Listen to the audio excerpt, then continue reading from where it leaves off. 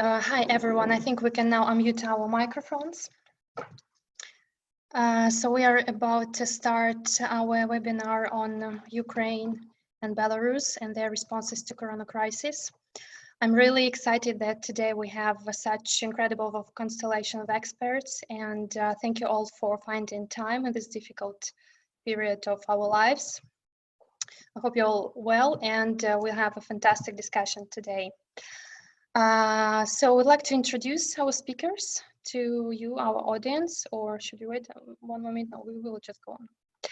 So I'd like to start with Olena Babakova, who is a doctor in political science and a journalist contributing to Krytyka, Polityczna and many other incredible mass media outlets in Poland. Olena is also a project coordinator for What Foundation and a GMF Rethink.CEE fellow for this year. Hello, greets from Warsaw. Thanks for the invitation. Then we'll speak about Joerg, who is the director for Central and Eastern Europe and German Marshall Fund of the United States, and also an expert in the region, one of the leading experts on Belarus in the region. So thanks for joining us from Berlin, Joerg. Thanks for having me. And last but not the least is Wojciech Konończuk, who is Deputy Director of OSW, Center for Eastern Studies, one of the leading think tanks in Poland and in the region, specializing in post-Soviet countries. Wojciech also has expertise like our panelists in Eastern Europe, and I think altogether with this exchange of opinions, we'll really have a fascinating and fruitful discussion today. So thanks. Okay, so as nobody has so far done really a deep research and deep discussion on what is happening in Belarus and Ukraine, so let's just share our thoughts with our audience on what is happening there. So I would like to start asking you, Olena, what is happening in Ukraine? How would you comment on what Zelensky is doing and his cabinet is doing? Why the measures they're taking are not really great? And then I would ask Joerg to speak about Lukashenka and his decision, which are also quite unpopular and quite strange, especially if we look at them from the European perspective. And then I would ask Wojciech to speak about what is the perception of the behavior of these two politicians, two leaders of neighboring countries for Poland in Poland. How is it perceived here, and not only by Poland, but by other European neighbors? So, Olena, please start. The floor is yours. Okay, the floor is mine. Thank you, Veronika. Thank you for the invitation one more time. If I want to address what's going on in Ukraine during the last weeks briefly, I will start with the fact that Ukraine today, as practically all the countries in the world with rare exceptions, is facing two crises. First is the epidemic crisis of coronavirus. Second is the starting economic recession because of measures which were taken to combat this pandemic. But nevertheless, along with these challenges, which, as I mentioned, are common for all the neighboring countries and all the European countries, Ukraine has today its own particular challenges which are not common with the neighbors. First of all, it's a war in Donbass. A few days ago, we celebrated a sad anniversary of 6 years this conflict began. Second is actually particularly Ukrainian economic issues, because as you know, in 2014, 2015, Ukraine had a large economic recession, which was combated partly only in 2016, 2017. And the situation in Ukrainian economics is partly is a consequences of that crisis, which were not already overcome. First of all, it's a high unemployment rate, more than 1 million on unemployment people, and low FDI, which began to fall also last year. Third, it's a challenge of ecology. First of all, it's maybe more medial topic. It's fires close to Chernobyl. This topic was covered, it seems to be, by all the media. And second, maybe not so popular one, it's drought in agrarian sector. It's a problem also, as far as I know, for Poland, but for Ukraine, it's very tough. There were no rain in Kyiv for the last 40 days. And it drives a very sad prognosis for Ukrainian agriculture sector, which is an important contributor to national GDP. And the last but not least is that it's a challenge of political instability and political reshuffles. First of all, here I would like to stress that shortly before the corona crisis, Ukraine changed its prime minister. The cabinet of Oleksiy Goncharuk, who was appointed last autumn, didn't survive even a year. And new Ukrainian Prime Minister Denis Shmyhal, who is native from Lviv region, from Western Ukraine, is not an experienced politician, and he still didn't completed his cabinet at full. For instance, today, as I mentioned, economic crisis already started, but Ukraine has no finance minister. He wasn't appointed. During the last months, the health minister was changed twice. So if just to summarize briefly this round, to my mind, Ukraine, when it started to implement its anti-corona crisis strategy in the mid-March, it had quite good timeline for this region. Most of the measures Ukraine implemented were implemented just 2 or 3 days lately in comparison to Poland, for instance.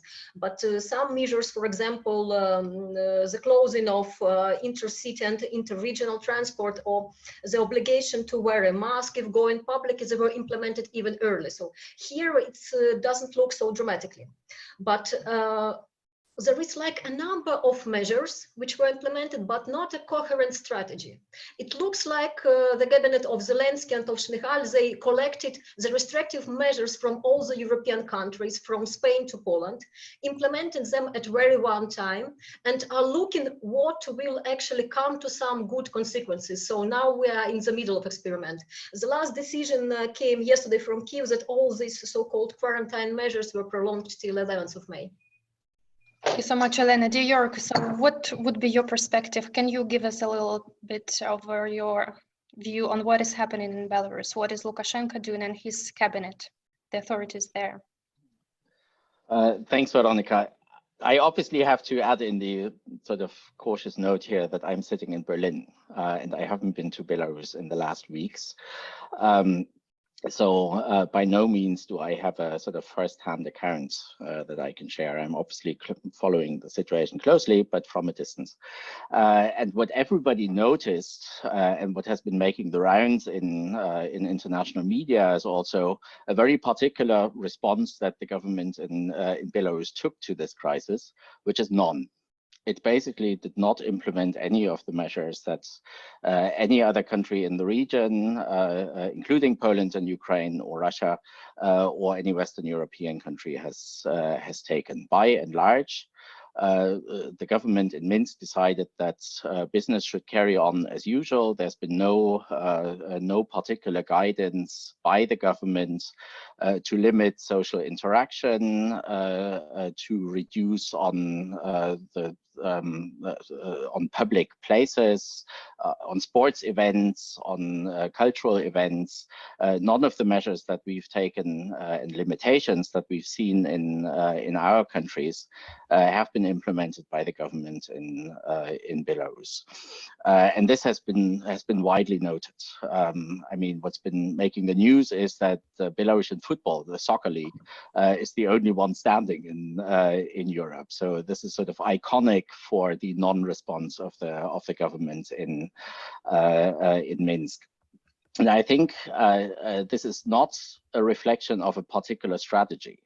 If in the case of Sweden, a very moderate amount of measures by comparison with any other country was a conscious strategy, so the inaction of the government in Minsk is by no means a reflection of a strategy.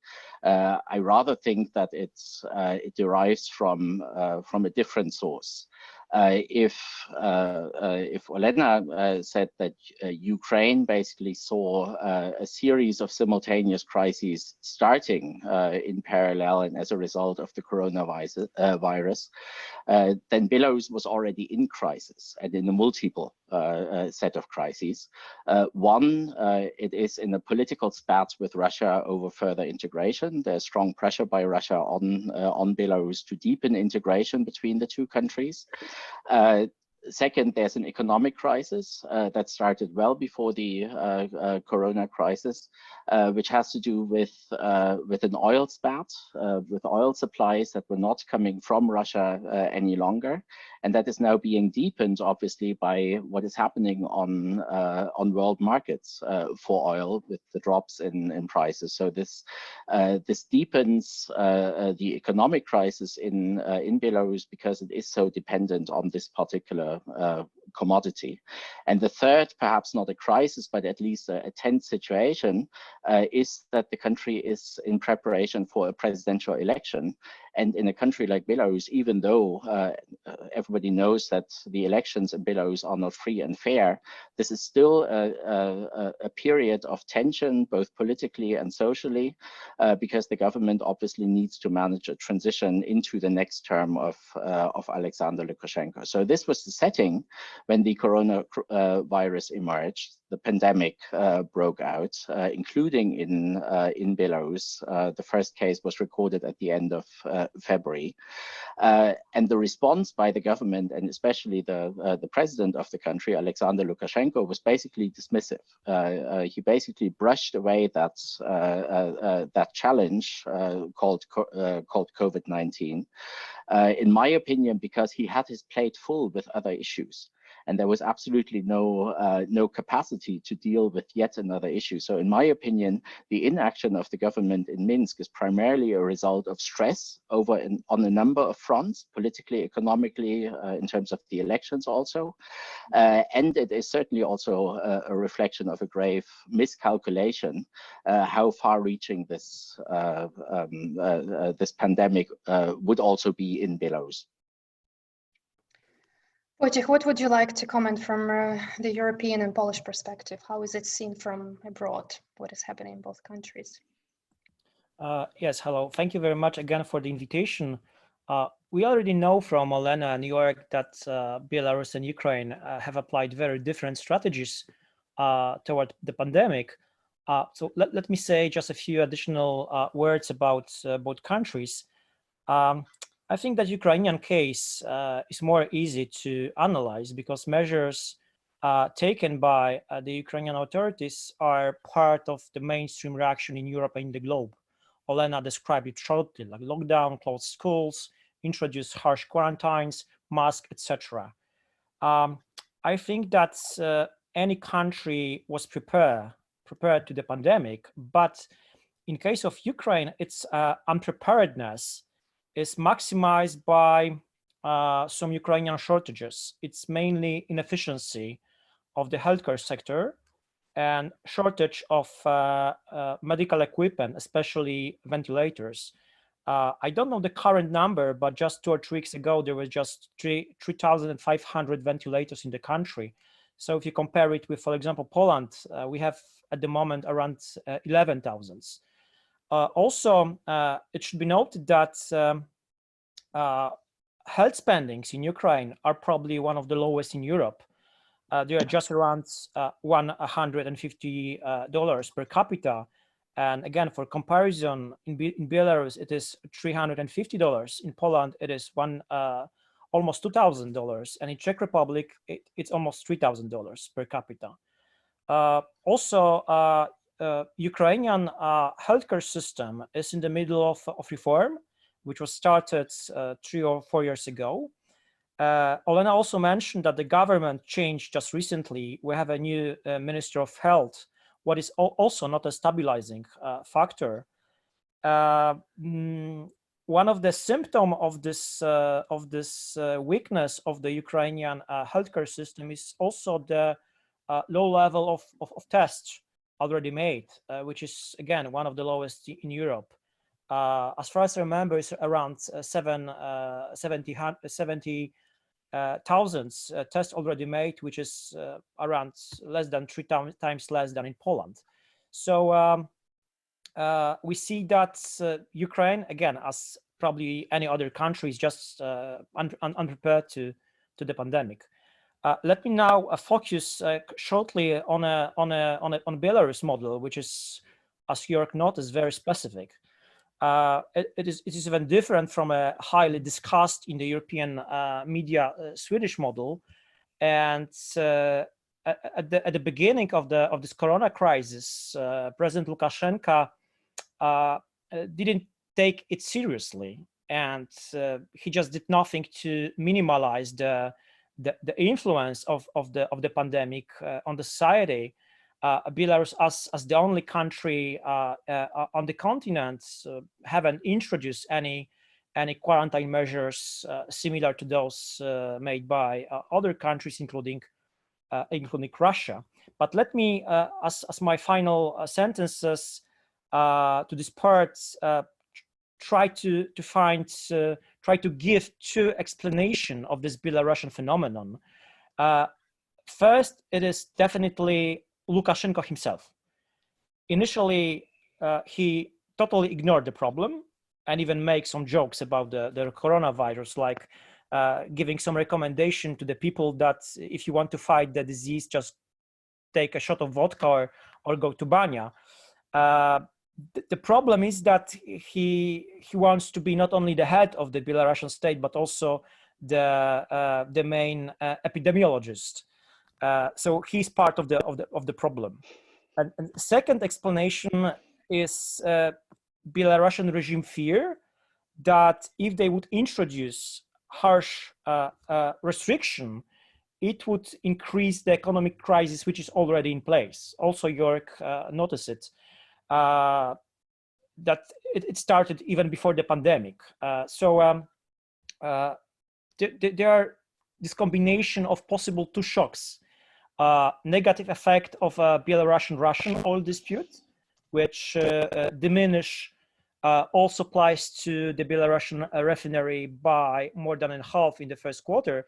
It is important because refineries are one of the main supplier of cash to the Belarusian budget. And the second shock, it's obviously coronavirus impact on the economy, including Belarusian export, which is always an engine of the economy. And finally, there are more and more symptoms that the Belarusian society is very angry and very disappointed by lack of the government proper reaction on the pandemic, and obviously it's not making the regime more popular. Thank you so much, Wojciech. I just want to remind our audience that please feel free to raise your hands and also put your questions in our chat, also in our Q&A session, and also all those who are watching our discussion on YouTube. Also, please feel free to ask the questions because my colleagues will let me know what is happening there, and I'm closely monitoring what's happening here in our Zoom discussion. Could I have just two little points about the things Wojciech mentioned? I just want to add 2 points why situation in Ukraine is not so dramatical as it could be, as far as we know the weakness of the state of Ukraine. First of all, the reaction of Ukrainian officials maybe wasn't the earliest one, but it was okay in the meaning of timeline.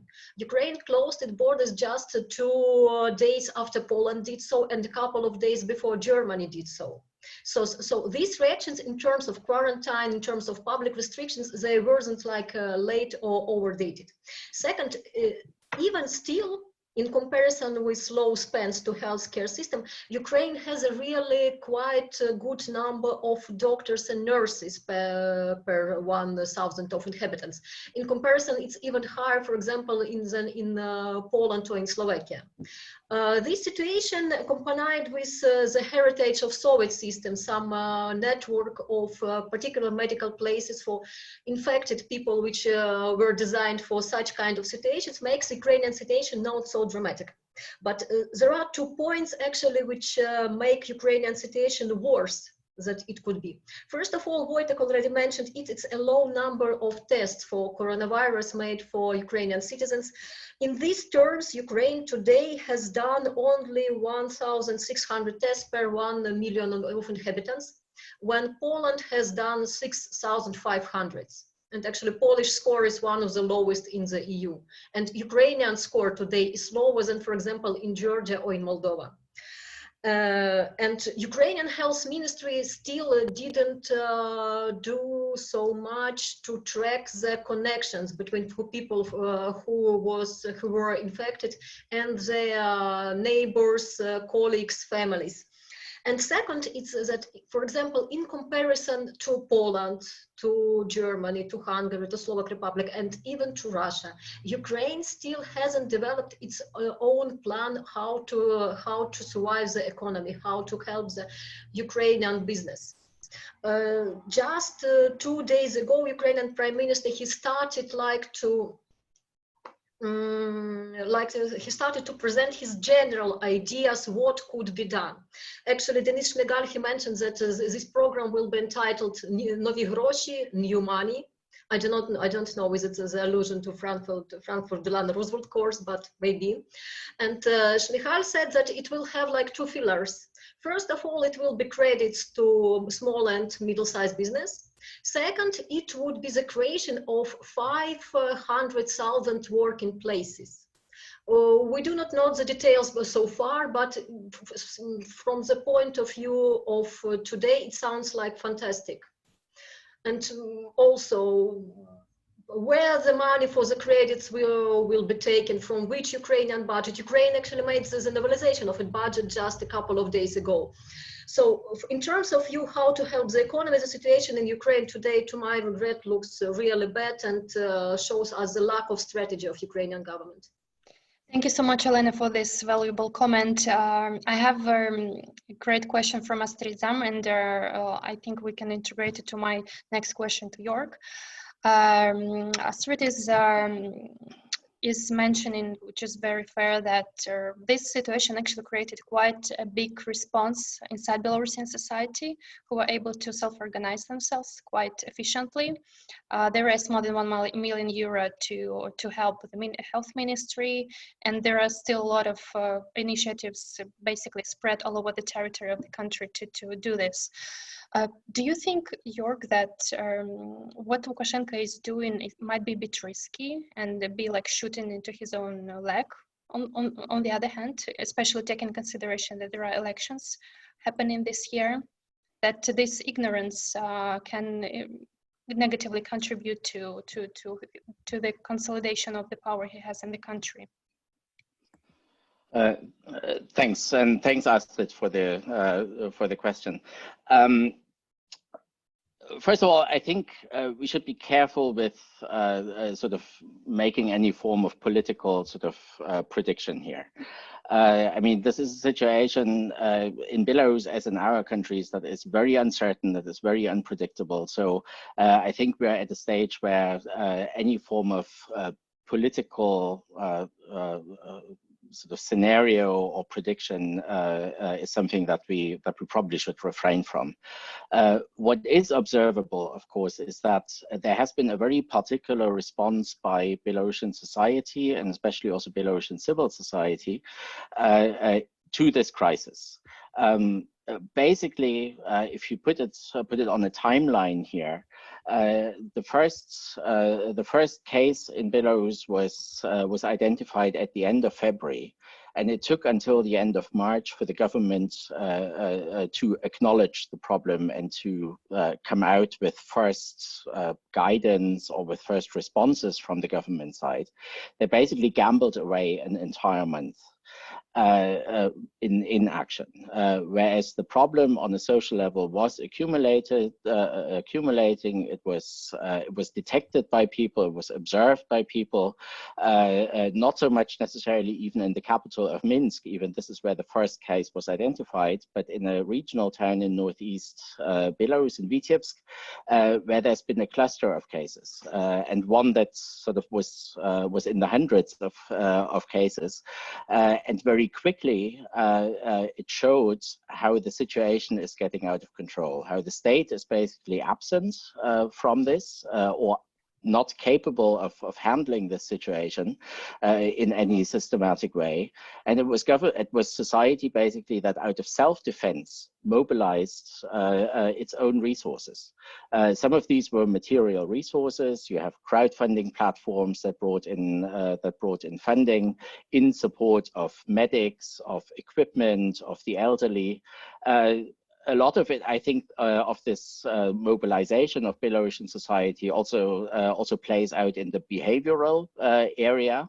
You do have people wearing masks, even though the government has not been talking about masks in any systematic way and publicly. You have people refraining from going to public events. So there's a sort of response by society materially and behaviorally to this situation that is very similar to our countries in many ways, and that happens in the absence of any government guidance. And I find this quite remarkable, because what's happening here is basically a society acting in a completely emancipated way. They're not waiting for the government. They have understood that the government is not coming forward with any guidance, and they're basically taking action out of self-defense, because they know they can't rely on the government in this situation. Now, this is obviously also a society that has gone through a similar kind of trauma in living memory, and that living memory says Chernobyl. In a very similar way as the Belarusian government acts today in its information policy and its actions on the issue, the Soviet government acted back then. Complete negligence of societal concerns, of what's happening in society, how this impacts public health. And I think Belarusians are particularly sensitive to this, and therefore they are acting here despite the government's inaction. Now, will this have any impact in the long run? Possibly. I do think that it contributes to an emancipation of society, of citizens in Belarus that are basically weaning themselves out of this paternalist legacy whereby everything has to be done by the state and decided and catered for by the state. People are basically making themselves independent of that. Will that be a lasting legacy of this pandemic? Possibly. Will it have political implications in the context of the elections this year? I doubt that, frankly, because we do know that the elections in Belarus are basically an orchestrated exercise by the government. So I think this is probably in Belarus the most interesting phenomenon so far in the context of this pandemic, the response by society, which is quite remarkable. Thank you so much, dear Joerg. Dear David Marples, dear Professor, I see that you have a similar question now, kind of we've just discussed with Joerg. So if you think that he answered your questions, then yes. If not, please let us know and write one more question, and we will address this. In regarding with this, I would like thank you for mentioning this Chernobyl trauma, which is really deeply embedded in Belarusians' consciousness. Olena, I would like to ask you. Is there something similar in Ukraine in terms of society, how they react? Are they also afraid of this information being hidden, or the statistics is not there? And especially now when there are fires near this territory and there is a big threat that they're going to expand even more and there are problems in kind of dealing with them. Do you think there is also this element of additional anxiety in Ukrainian society now? Ukrainians, there still exists such kind of natural post-Soviet lack of trust to the government.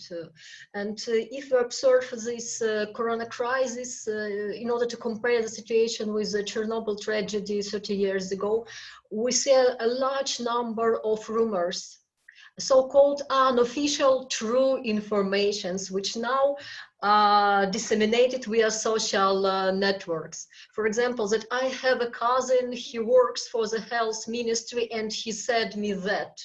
A very exclusive, very true information about what is going on really.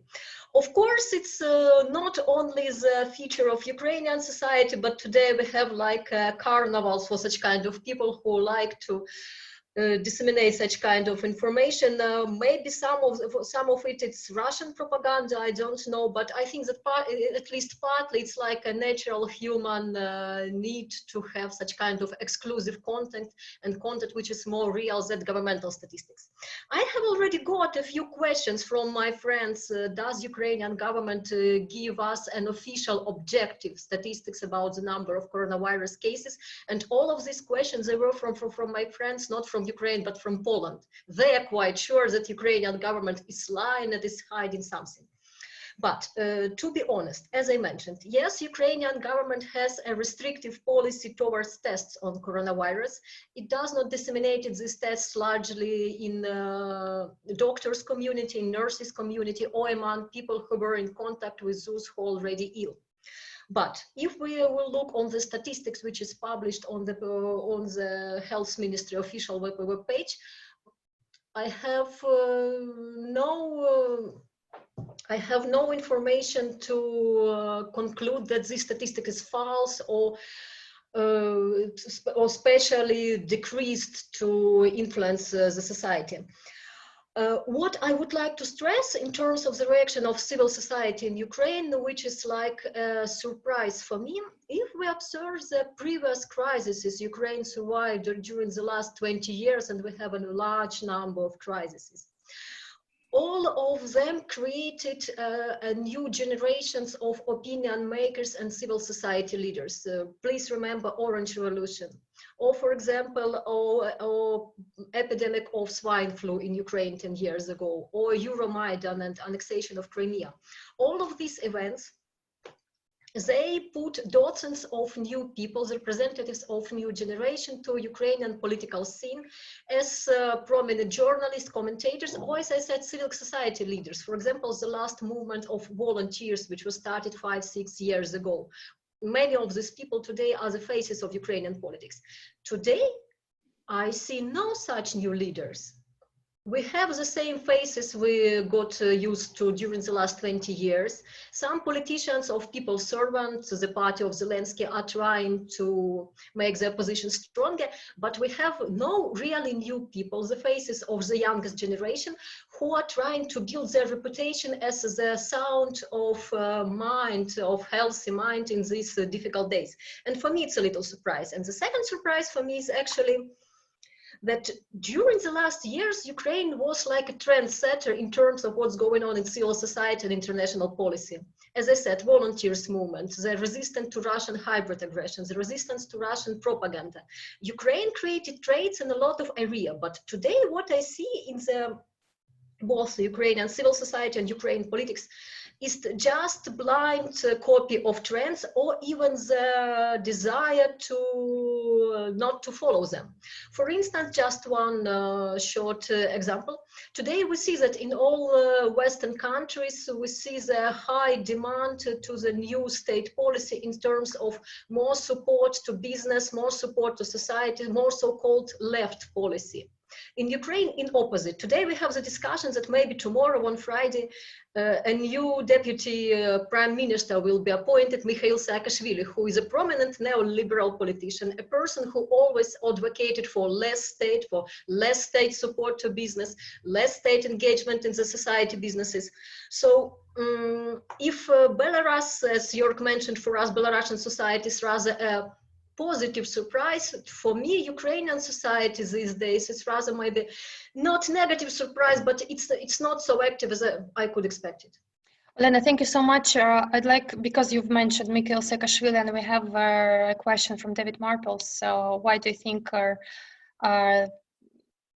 such an appointment was made given his violative nature and past clashes with Poroshenko? Could you just comment just 1 minute, because we have quite a few questions, and I also would like to touch upon a few more things with Joerg and Wojciech. Thank you.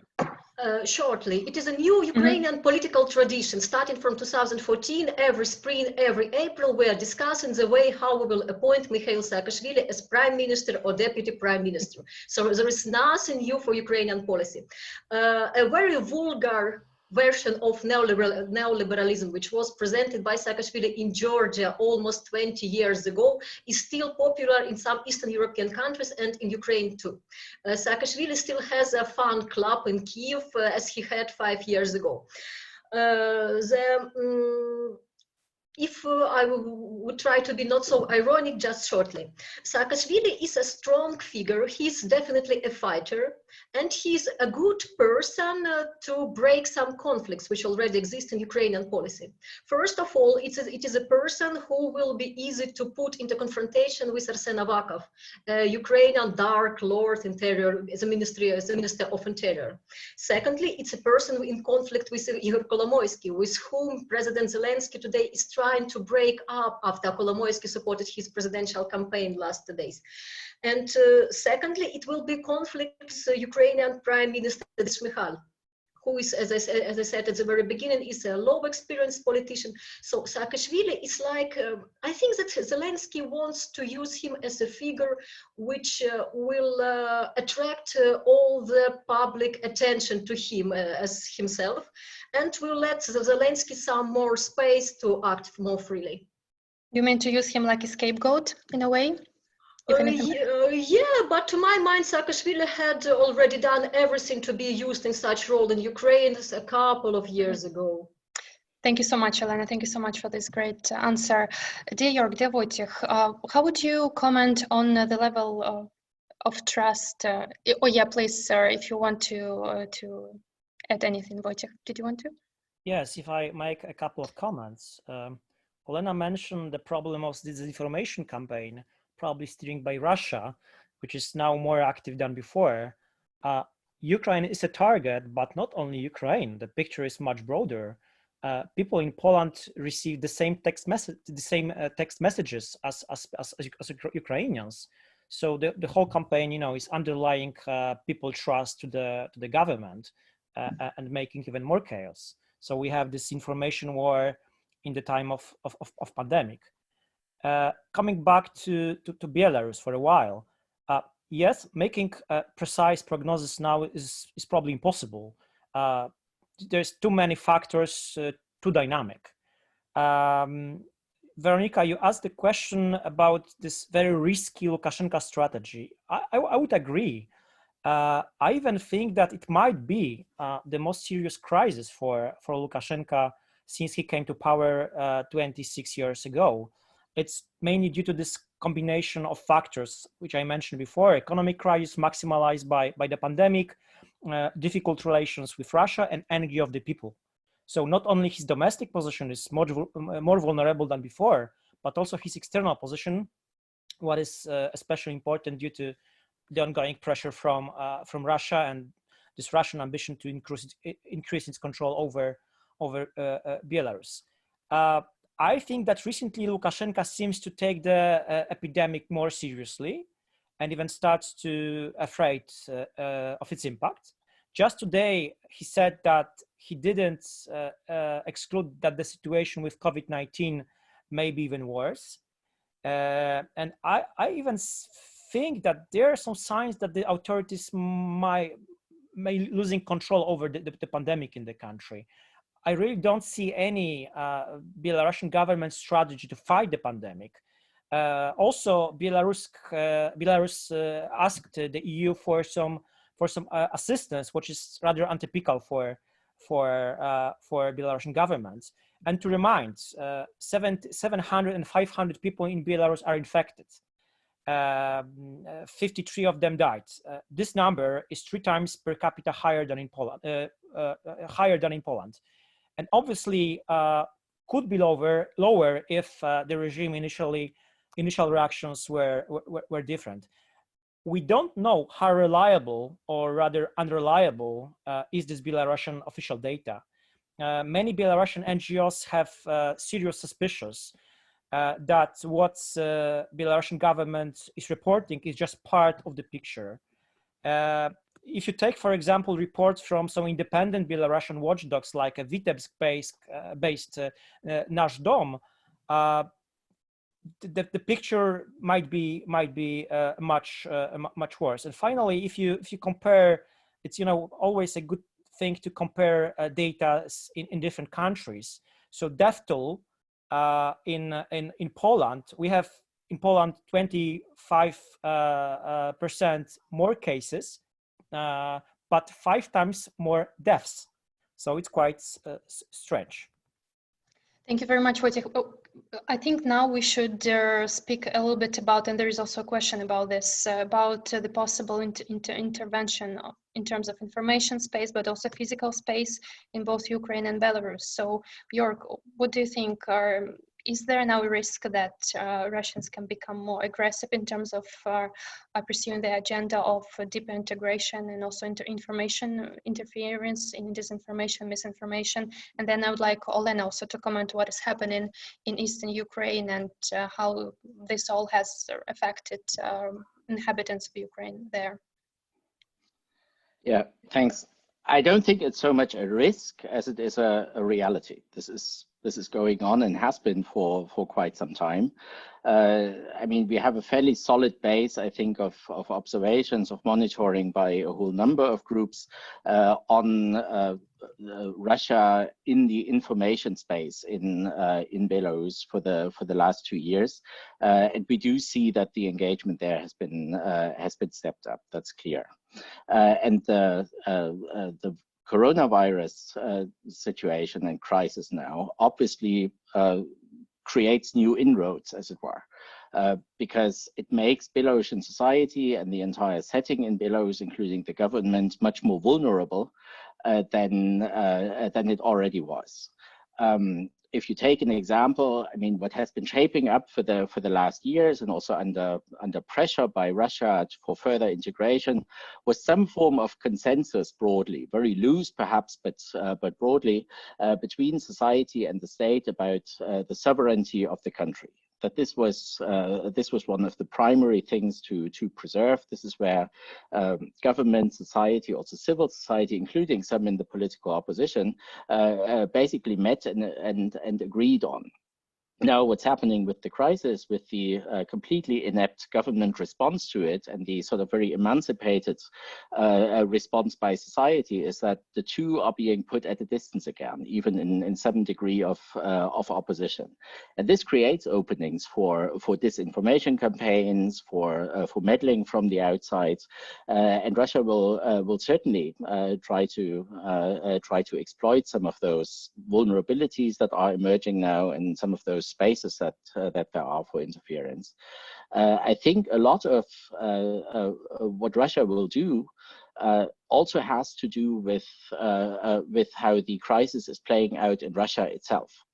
And I think in Russia it is much more of a ticking time bomb than in any of the neighboring countries. If you look at the statistics, how the numbers are shooting up, how also very ineptly the Russian government is responding to the crisis, then there may be a much bigger problem in the making also for the Russian leadership here. And the question then is, what do they do in this crisis situation? Do they, as is always an impulse in Russia by the looks of things, seek distraction by breaking loose some conflict abroad, by hitting out on a neighboring country, by trying to score in the foreign policy field? At the moment, part of that seems to be there already. You have this entire medical diplomacy that is playing out, whereby Russia is basically offering its help left, right, and center in order to score basically diplomacy successes on the back of the corona crisis. It may well also at some stage seek distraction by way of putting even more pressure on Belarus. That pressure doesn't necessarily have to only play out in the information field. I think for Belarus it is enough if Russia decides, even once the crisis subsides, but under the pretext of COVID-19, to keep its borders closed with Belarus. That would put enormous pressure on the country. So there's other ways than only the information field, but the interference, the disinformation campaigns have been going on, and if anything, have only been stepped up more recently by Russia in the direction of Belarus. So are you saying, Joerg, that economic pressure is actually much more likely to happen than any other type of pressure at the moment from Russia to Belarus? Yes, I think so. It is the economic base that keeps Lukashenko in power. And if you weaken that base, then very quickly the political power of the long-term leader will also be under pressure. So pressuring him is best done economically. The second is then also vis-a-vis society. You can employ economic power. Russia has enough reserves in order to support its population, support its businesses. It can basically hand out the kind of subsidies that we see also in many Western European countries in order to keep the economic situation and the social situation stable. Belarus is not able to do that. Its reserves are basically depleted. Only in the period January through March, it burned 1/6 of its foreign reserves, which are not very generous anyway. So Belarus is not in a position to provide the same kind of support to its citizens materially and to its businesses. Now, if Russia puts on a show and does this in its own country, then I could imagine a lot of Belarusians will think much more positively of integration with Russia than before.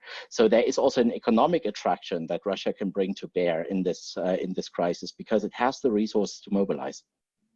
Thank you so much, Joerg. Olena, could you please comment, and also could you please say what were the specific measures taken by Zelensky and his government towards people from occupied territories recently? First of all, just to outline how it looks with Russian propaganda today in Ukraine. At the end of March, we observed a large wave of Kremlin-inspired content about not the situation with coronavirus in Ukraine, but the situation with coronavirus in the European countries. These articles or fake news they tried to blame the European Union for the lack of European solidarity. The message was like, oh, you see, all the European countries, they close their borders, they blame Italy, they didn't support Rome government. So how could you imagine these people will support you in the hard times? Let me remind that Ukraine entered this corona crisis period with an unfinished issue from the contact group in Minsk. A couple of weeks before the corona crisis, the representative of Zelensky office, he tried to agree to create a, how to call it properly, the consultory body, which will be like a platform for discussion from Ukraine, Russia, and representatives of so-called Donetsk and Luhansk People Republic. Ukrainian experts opposed this idea so much because it was like indirect recognition of these bodies. And this question, yes, and this issue was largely criticized in Kyiv, but it wasn't closed for 100%. It is still open, it is still on the table, and it is still used by Kremlin. The situation in Donbass. Today, people who are living in the occupied districts of Donetsk and Lugansk regions are in particularly vulnerable situation because for them the border is closed. They couldn't enter the territory of Ukraine, and for them the border is closed to Russia. Because firstly, when Russia just started to close the borders, it made the exceptions for people who are working in transport and trade, for foreign diplomats and for residents of Donetsk and Luhansk region. Only after the protests of the inhabitants of the Rostov region, which is close to the border, Russia decided to close the border also for the inhabitants of Donetsk and Luhansk. Today they feel lack of qualified medical assistance. Today they feel the lack of medical equipment. These so-called people republics are trying to combat the virus different way, but not so effective. Really, the very limited number of tests is made on this territory. Fighting still go on. More than 10 Ukrainian soldiers died from the period when the quarantine started at the mid of March. So the Minsk agreement is still violated. And yeah, Ukraine really has a big fear that European Union and West generally being busy with the corona crisis will put lower and lower attention to what's going on in the Eastern Europe. Russia, on the one hand, Russia has quite a large number of problems on her own and is experiences not only the low oil prices, but also it is experiencing the growing regionalism. If you will track the situation in different Russian regions, you will see that they are using this corona crisis to fight maybe not for more independence, but fight for more influence when we're talking about the Putin circle. And as we know, when Putin is feeling danger, when the price of oil is low, Russia could become unpredictable and could do the things which from the rational point of view are not summarize costs and benefits.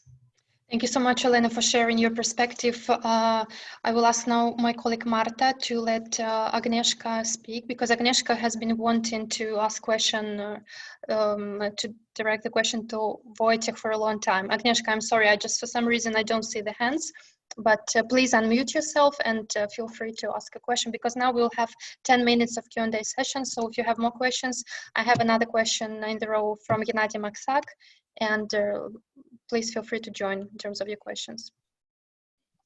Agnieszka? Can you hear me? Yes, please go ahead. Oh, great. Hello. Hello. Hello, everybody. Thank you for this discussion. Very, very timely and informative. Yes, I'll concentrate on Belarus just for a while, although both cases are extremely interesting. But me personally, I worry very much about the situation in Belarus. I wanted to ask all of you, if you know anything more about the situation in the healthcare system. We've heard a little bit about the situation in Ukraine, but nothing in Belarus. I personally don't know that much, really, the situation. I mean, we know some individual cases, but then in general, what's the situation? Because as we now understand, Lukashenka can make jokes, and then if he realizes the situation, he may be much more effective in many things than other European countries due to the authoritarian regime. But by the end of the day, don't you think that you worry that it's pretending that we are Sweden with the state of healthcare is a short cut to humanitarian catastrophe? And shouldn't we be preparing for this? We are, as you know, civil society and an organization who support. That's one question. My second question, sorry, that's very... Agnieszka, I'm sorry, you have just one, half minutes. I'm sorry, we're just running out. That's fine. The other question is completely on the other side. Do you think that maybe specifically question to Joerg? Do you think that these times of pandemic and the time you mentioned that Belarus do not have money to support its citizens, to the best of my knowledge, they're asking for additional money, millions of euros for support to small and medium enterprises and things like that. So there's is this a good time for European Union to stress and to put pressure on Lukashenko to lose things for civil society, like the law on non-governmental organizations that is limiting so much and pushing out organizations from the official registered spheres? What do you think? Thank you. And one remark, because Agnieszka didn't introduce herself, she represents Batory Foundation. That's why she's speaking. I'm sorry. I thought it's obvious, I mean, that you can see it, but if you don't, I'm sorry. Yes, thank you so much. Yeah, it's fine. Thank you so much. Okay, can I start? Mm-hmm. Thank you, Agnieszka, for a very interesting question and a very difficult question. My knowledge is that Belarusian healthcare system is in a better condition than Ukrainian. At the beginning, I gave some number about healthcare spendings, which are in Belarus more than 2 times higher per capita than in Ukraine. I have many colleagues and friends who live in different parts of Belarus, and they are a very majority of them, let's say like that, are of a good opinion about the local healthcare system. So I think that they are in this sense they are better prepared to deal with the pandemic. But again, I think that they lose too much time, too many weeks, because of the factors we named at the beginning. That Lukashenko, the main epidemiologist of the country, he just ignored this danger. and I think that the country will have to pay a high price for ignoring the epidemic. You know, even if we compare Belarusian reaction with Russian reaction, what Russians are doing, there are signs not only critiquing the Russian media towards Lukashenka, but also some deeds from the Russian authorities. For example, they closed the border with Belarus, and also even some local border roads on the Belarusian-Russian border are being closed by the Federal Migration Service. So this inadequate Belarusian reaction probably means that the pandemic there will be long-lasting, probably more long-lasting than in the neighboring countries. And it also means that the border with both EU and Russia will not be open for a longer time. Humanitarian catastrophe, I don't know. You know, again, it's very difficult to make any prognosis. If we, you know, try to make a couple of scenarios, probably one of them, I'm not sure if it would be on the first line, probably lower, would be a possibility of humanitarian catastrophe. And I would like to once again stress that we don't know what is the exact number of infected in Belarus. I don't think that that the official data is reliable. If I may also briefly answer questions from Gennady Maksak. Thanks for interesting but also difficult, another difficult question. Let me quote it briefly. Do you think that the COVID-led economic crisis may change models and direction of regional cooperation with Central Eastern Europe? It's a good question, and I simply don't know. I'm very honest. I'm not a prophet. I'm a political analyst. I can imagine that we have a border closed in this part of Europe, right? So first thing we should try to imagine when we will be ready to open the borders. I can imagine the situation when Visegrad's group countries will implement this will open border as first. So probably we'll have it, you know, divided into few parts, like probably Visegrad group, then Germany, and so on. The situation also will depend on how seriously the epidemic hit the countries in the region, including Ukraine and Belarus. I think that Belarus is in much bigger trouble than Ukraine, actually. And finally, you know, it's also a good sign for solidarity. So we should help each other in sectors when we are better than others. So it can be effective stimul for regional cooperation, but it depends on our debts. I mean, initial reaction when the borders were closed very quickly, you know, it was a bad sign to everybody. It made a problem for migrants living in Poland and other countries. So I think that some countries have to work to improve their image.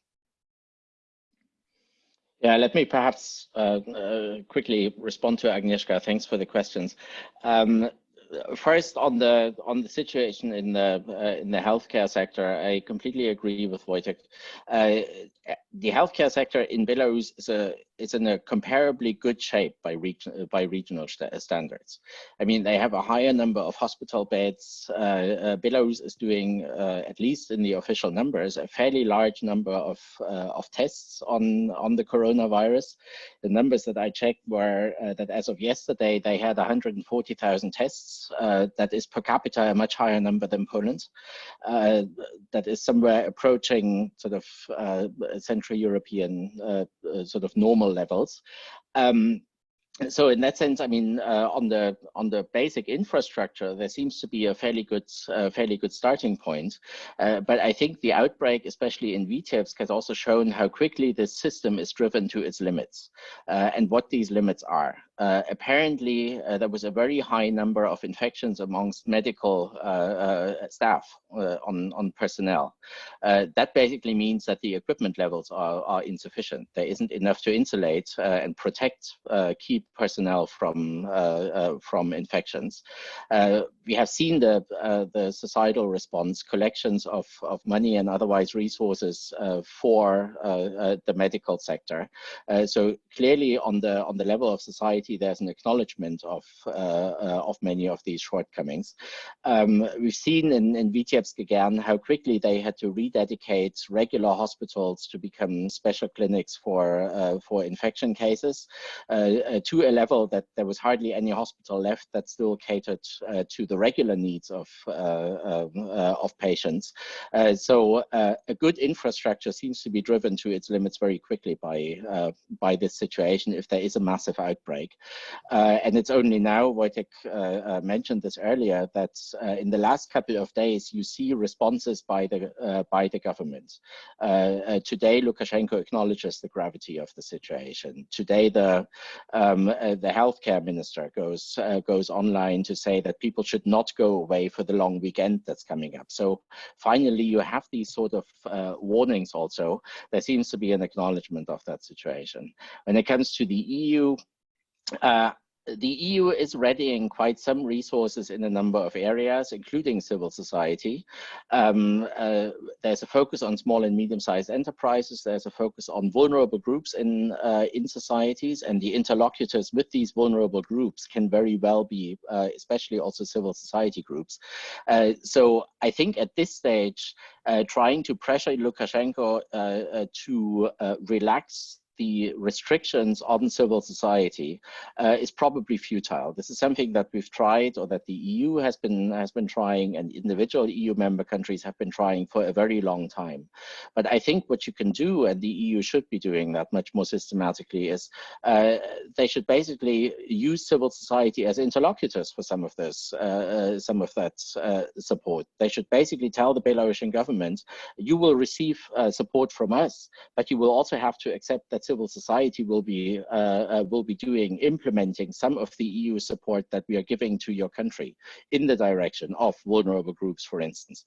So I think that's on a short-term basis is probably the better approach, because I think the government in Minsk is coming to the realization that they need all the resources that they can use, and they may be willing to have some civil society structures engaged in delivering that help to their society that's being funded by the EU. But on a systematic and principle level, I think at this stage, trying to tie EU support to a relaxation by the Lukashenko government of the constraints on civil society would basically be punitive to the people of Belarus, because that would delay everything. Thank you so much, dear panelists. Do you mind if we extend our discussion for 18 more minutes, even less than that, 15? Do you have time? Sure. Because I think that I will. Thank you so much. So Olena wanted to add, and then I'll have a few more questions to you, unless we receive more questions from the audience. Just two short words about the things Joerg and Wojciech mentioned. First of all, in these difficult times, I really see some chances and some opportunities for the European Union to strengthen its soft power and its public image in Belarus and in Ukraine. In the times when Russia is obsessed with restrictions, oil price, and controlling the situation in its own cities and regions, European Union already launched a financial aid package for both Eastern Partnership countries and Western Balkans. For example, only Ukraine will receive 1.4 billion euro, and this money will be spent to help mostly Ukrainian healthcare sector and Ukrainian small and middle business. And I think it's a big achievement which should be promoted inside these countries as good practice and as an act of solidarity. Concerning the border issue, because that one is maybe the most one interesting for me, because my research is focused on migration, borders, and international mobility. Actually, it's a very interesting question, because member states didn't use the recommendations of European Commission when they decided to close their borders. So it's already an issue. Will they use the recommendation of European Commission when they will decide to open the borders? And the biggest unknown is when opening the borders, will the member states treat all the third countries equally? So we open the border with the third states or will not? Or will they study these cases separately? Because here actually Ukraine and Belarus are maybe the two great examples. Ukraine, which started the fight with coronavirus more than a month ago, which trying to deal with this problem, and Belarus, Lukashenka, coronavirus dissident or denial, I don't know how to call him. So if these cases will be studied separately, I think that it's quite okay for Ukraine, and maybe at least Ukrainian-Polish border could be opened maybe in July or maybe even earlier, to my mind. But if these cases will be treated like in one basket, I think we will have the closed borders at least till the beginning of September. Thank you so much, Olena. So my two other questions for you would be to assess, after taking into consideration what you're observing at the moment, what is happening and which measures are undertaken by both Lukashenko and Zelensky, what do you think is going to be the perception of them as leaders in the European Union countries in terms of their leadership, and perhaps even in, I don't know, in terms of transatlantic perspective, if it's still relevant? Because Zelensky stepped into his position being quite a fresh face, and to some leaders he really looked very promising. Lukashenko recently has been trying to handle and get rid of his dependence on Russia and trying to reshuffle also his foreign politics. So do you think there's going to be any impact of what is happening now to this in this dimension? And if we're talking about Volodymyr Zelensky, the face is not so fresh already. 2 days ago, we had the first anniversary of his presidency. Exactly 1 year ago, he won in the second round of presidential elections with 73% of support, which is really a very high score in terms of democratic countries. Today, actually, the last poll conducted in the beginning of April gave him 44% of support among Ukrainians. Of course, it's almost 2 times lower than it was a year ago, but Ukrainian political culture suggests to Ukrainians in the morning vote for some candidate, in the evening already blame him. So I think that 44% for Ukrainian president, it's rather the record high support even in such a difficult time of corona crisis. I do not think that Zelensky really uses the chance to strengthen his image, not only in the EU, but also inside the country. He's a fresh face and he's struggling for his popularity in the YouTube.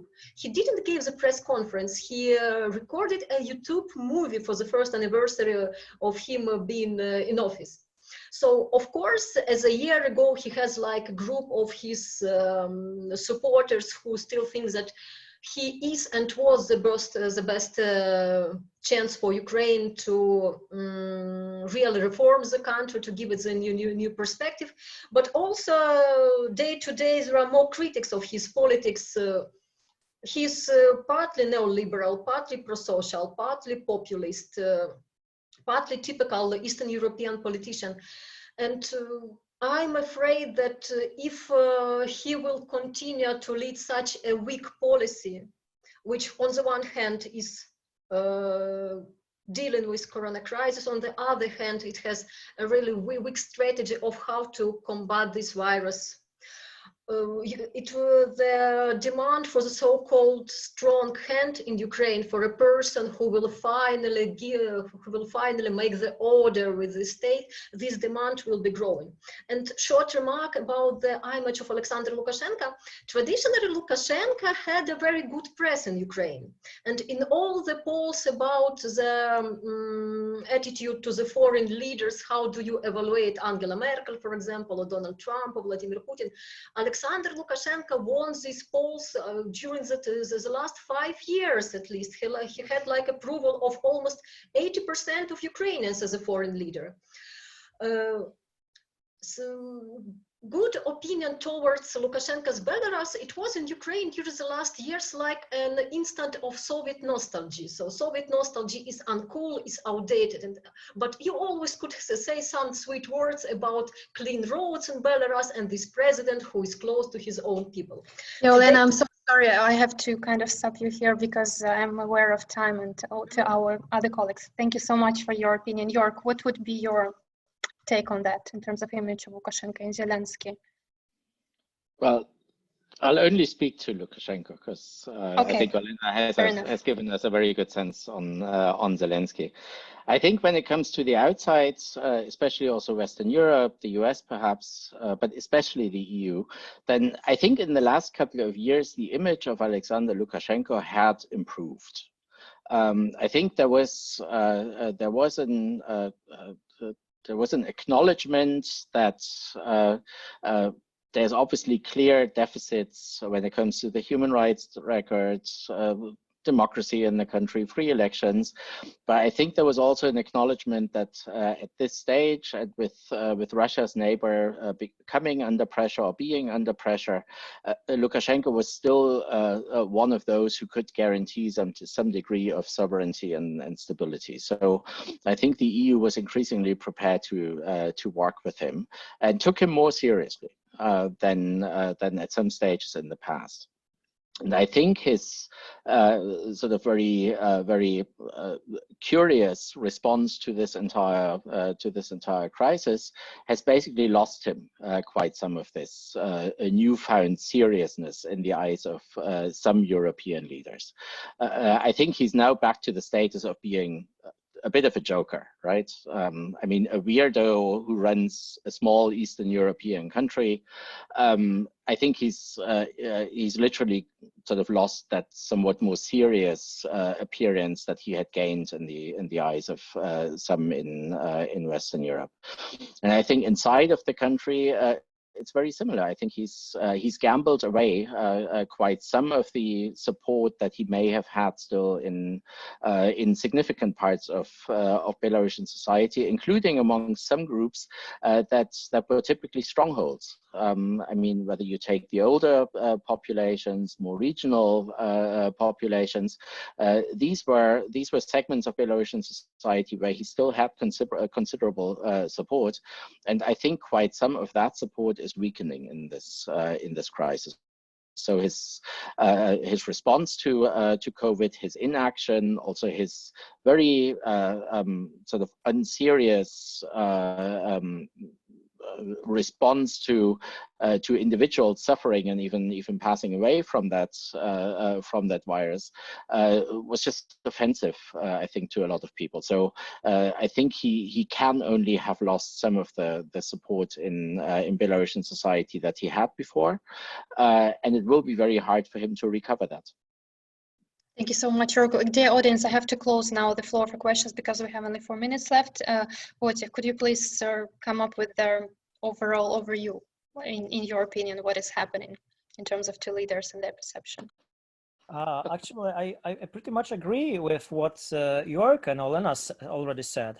I'm pretty sure that it will be perhaps not a disaster. We have to wait and see. But it will make Lukashenko image on the West even worse. Joerg is right saying that in last 2 or 4 years, as Belarusian and European relations are starting to improve, also his image is a bit better.